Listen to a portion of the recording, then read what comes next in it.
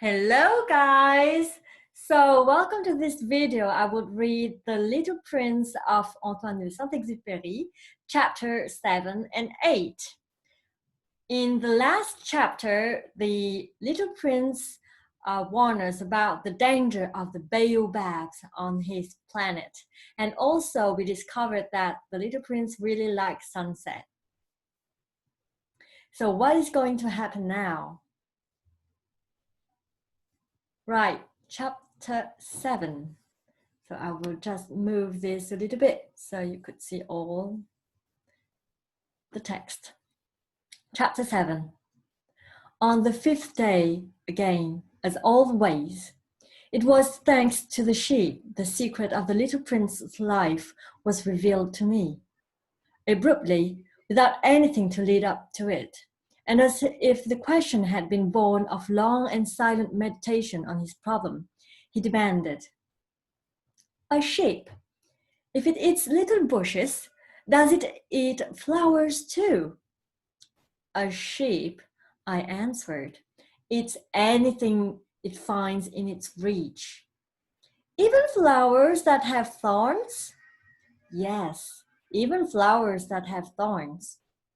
"Then the thorns, what use are they?"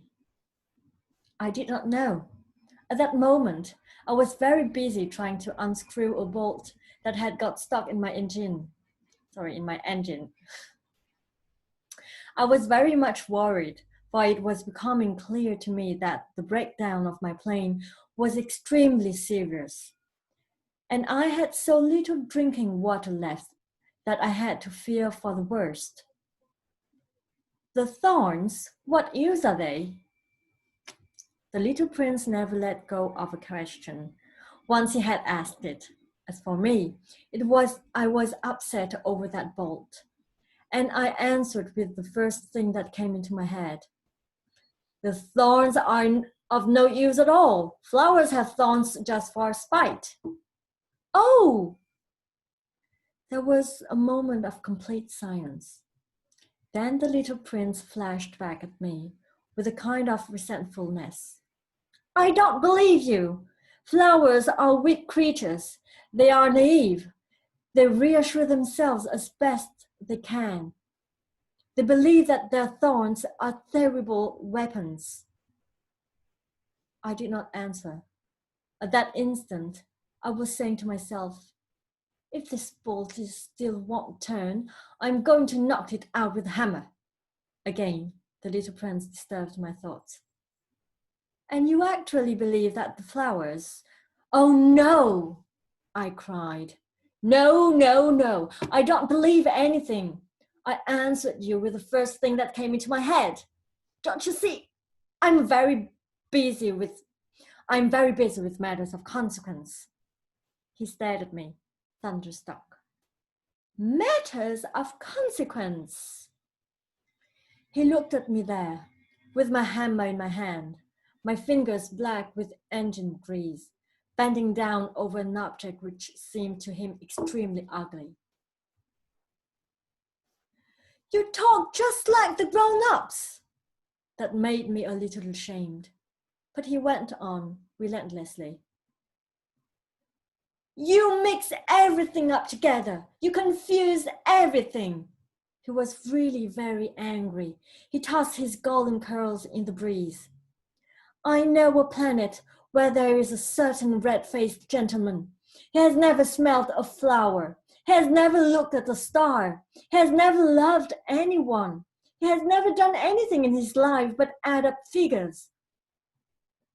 And all days, he says over and over, just like you, 'I am busy with matters of consequence.' I am busy with matters of consequence, and that makes him swell up with pride. But he's not a man, he's a mushroom." "A what?" "A mushroom." The little prince was now white with rage. "The flowers have been growing thorns for millions of years. For millions of years, the sheep have been eating them just the same. And is it not a matter of consequence to try to understand why the flowers go to so much trouble to grow thorns which are never of any use to them? Is the warfare between the sheep and the flowers not important? Is this not of more consequence that a fat, red-faced gentleman's sons? And if I know, I, myself, one flower which is unique in the world, which grows nowhere but on my planet, but which one little sheep can destroy in a single bite some morning without even noticing what he's doing. Oh, you think that this is not important? His face turned from white to red as he continued. If someone loves a flower, of which just one single blossom grows in all the millions and millions of stars, it is enough to make him happy just to look at the stars. He can say to himself, somewhere my flower is there. But if the sheep eats the flower, in one moment all his stars will be darkened. And you think that is not important? He could not say anything more. His words were choked by sobbing.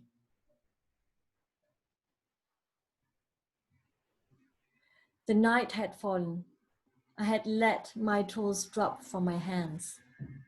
Of what moment now was my hammer, my bolt, or thirst, or death? On one star, one planet, my planet, the earth, there was a little prince to be comforted.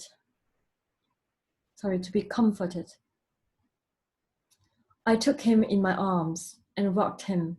I said to him, the flower that you love is not in danger. I will draw you a muzzle for your sheep. I will draw you a railing to put around the flower. I did not know what to say to him. I felt awkward and blundering.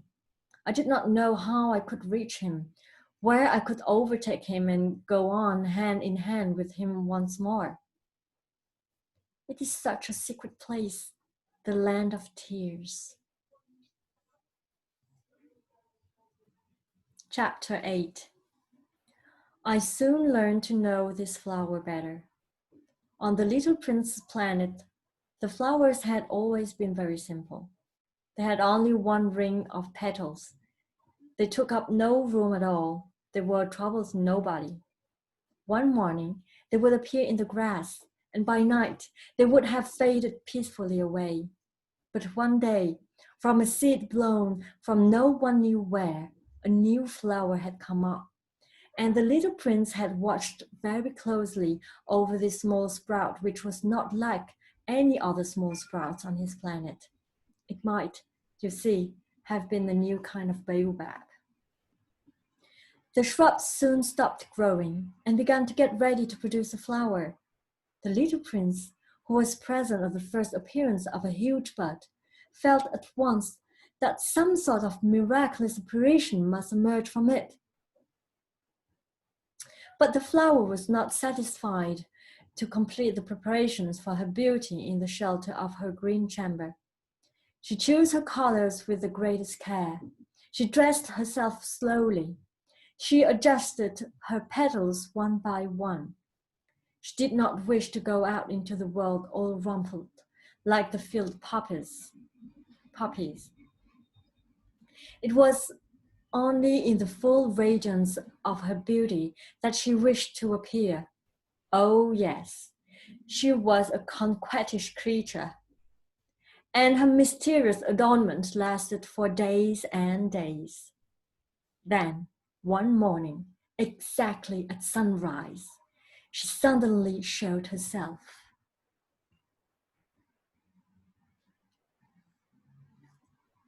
And after working with all this painstaking precision, she yawned and said,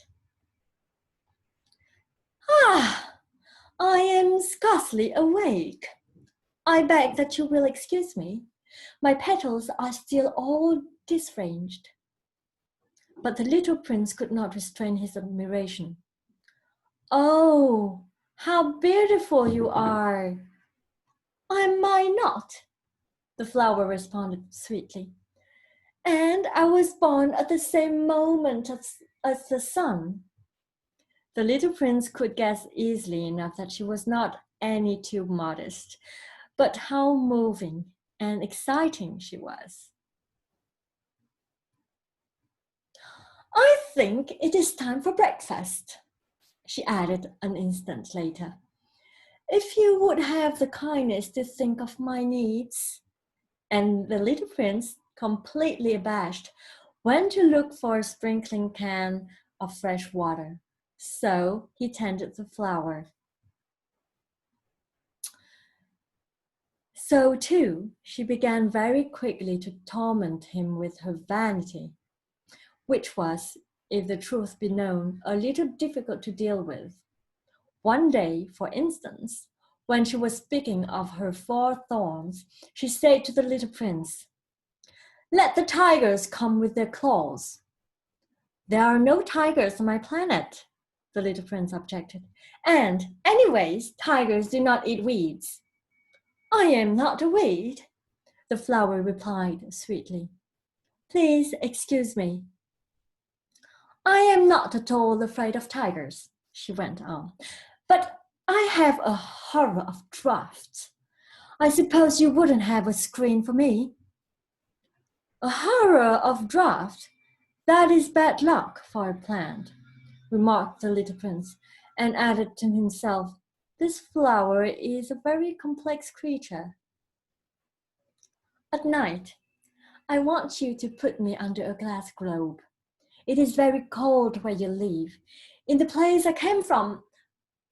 But she interrupted herself at that point. She had come in the form of a seed. She could not have known anything of any other worlds. Embarrassed over having let herself be caught on the verge of such a naive untruth, she coughed 2 or 3 times in order to put the little prince in the wrong. "The screen? I was just going to look for it when you spoke to me." Then she forced her cough a little more so that he could suffer from remorse just the same. So the little prince, in spite of all the goodwill that was inseparable from his love, had soon come to doubt her. He had taken seriously words which were without importance, and it made him very unhappy. Importance. I don't know how you call it, importance. "I ought not to have listened to her," he confided to me one day. "One never ought to listen to the flowers. One should simply look at them and breathe their fragrance. Mine perfume all my planet.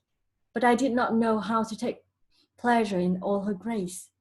This tale of claws, which disturbed me so much, should only have filled my heart with tenderness and pity."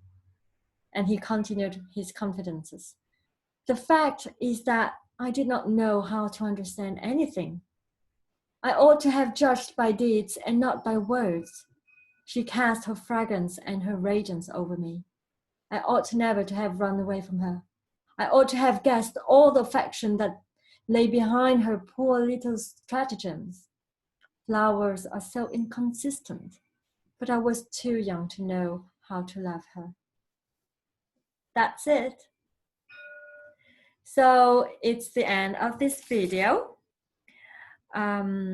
Again, there was some few words that I learned to pronounce, just like warfare, not warfare, warfare. Embarrassed, not embarrassed, embarrassed. Disarranged, choked and not chalked, choked. Unique, noticing, comforted. Muzzle, petals and not petals, petals. That's it. So I hope that you enjoy reading with me, and I see you again in other videos. Thanks for following me, and maybe you could have a look on other videos on my channels. Bye.